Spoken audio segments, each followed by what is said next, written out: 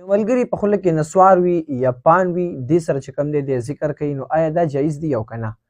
محترمو دین الحمدلله زمونږ چې کوم دی وسیع دی، ځکه قرآن کې الله وایي ان الله یحب التوابین ویحب المتطهرین.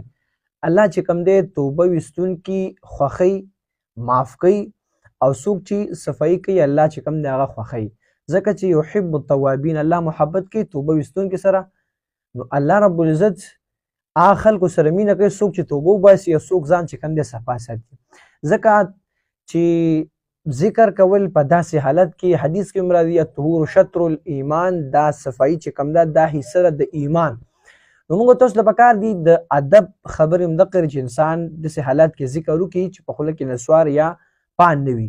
نو که چا هم کل بعض علما وایي د ادب نه خلاف یې وکړل، خو بهتر دغه چې دا نسوار یا پان د خولې نه لرې کړي او بیا چې کوم دی ذکر وکړي. ځکه چې د الله نوم اخیستل یا درود شریف ویل، سبحان الله والحمدلله ویل، دا چونکې لوی لوی صفتي د الله سبحانه وتعالی نوم دی، نو موږ په دغه مرداره خوله باندې نسوار واچولي موږ پکې او دا الوداع چې کوم دی د ادب نه خلاف دي. موږ تاسو دنیا کار هم کوو که نه، یو سکول ته ځو څومره صفا جامې واچو چې استاد راته ونه وخي، هلته هم څوک بېعزته نه کړي، څوک راپسې ونه خاندي، او په دې خوله باندې موږ نسوار هم اچولي، پان هم خورو پکې او بیا هم ذکر کوو. نو دا چې کوم دی یقینا موږ او تاسو دین سره چې کوم دی مینه نشته دی. نو الله سبحانه وتعالی دې وکړي چې موږ او تاسو دین سره مینه محبت پیدا شي او الله رب العزت دې موږ تاسو له د نیک عمل توفیق نصیب کړي.